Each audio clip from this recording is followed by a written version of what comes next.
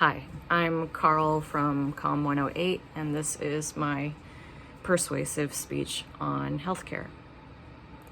Imagine you're a working student who gets sick. You have student debts and bills to pay, so you work several jobs around your busy student schedule. You can make ends meet, but none of your jobs will schedule you enough hours to qualify for an insurance plan, so you rely on Medicaid-approved services to meet your health needs. It's not an ideal situation, but you're coping until you begin to develop symptoms that disrupt your ability to work. You're already receiving regular checkups from a general practitioner approved by the state insurance company. The doctor seems overwhelmed and possibly even indifferent as you explain your situation, but you tell yourself she has a hard job and she's probably doing her best. She tells you your symptoms are likely caused by stress and increases your dose of anxiety medication, not asking if that's what you want, but you figure the doctor knows best. Months are passing by, and your symptoms are only worsening. Through the fog of pain, exhaustion, headaches, heavy sedative medication, painful neuropathy, you have no choice but to continue working and studying, even though your body is screaming for help. At this point, your hair is falling out, and you're experiencing what's clinically called abnormal bleeding. Finally, you're referred by your insurance to see a specialist who begins a battery of tests. After over a year of seeking answers, scans confirm multiple complex masses in your body. This is how it started for me. The realization that our country's healthcare system is not broken, but designed with the explicit intent to prioritize profits over our lives. It matters little if individual care workers and doctors have your best interests at heart, when the broader system they work within blocks them from providing you the care you need unless you can afford it. And let's be honest about this current situation. Not every care worker cares.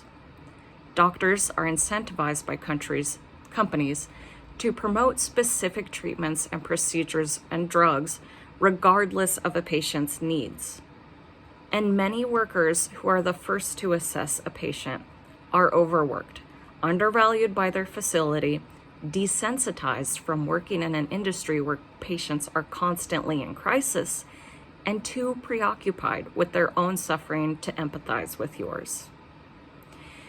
It goes without saying that a global pandemic has exacerbated all of these issues and caused millions of unnecessary and preventable deaths and disabilities, all while the health insurance and privatized healthcare companies continue to make record profits.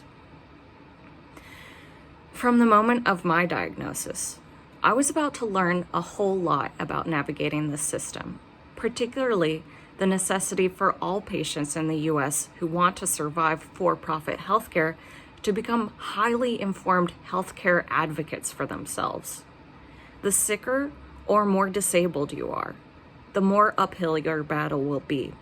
And it shouldn't take experiencing the injustice of for-profit medicine firsthand to wrap our minds around what's common sense.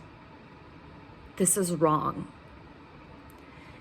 If we want an equitable society, we need universal health care. The only end to the harm that for-profit medicine causes is the end of for-profit medicine, point blank. Prioritization of profits and equitable care for patients are fundamentally at odds. And I'm here to persuade and not to inform for a community college class project. So it's not my job to point you towards the innumerable studies or unpack the extensive research that shows that this is a very real reality in the US. Skeptics can do their own research or wait until they or a loved one are at death's door to find out what this situation is. The process of creating this speech has involved mostly editing out the complex details of my case, my personal struggle as a trans person with chronic complex pelvic cysts, trying to meet this 5-minute cap.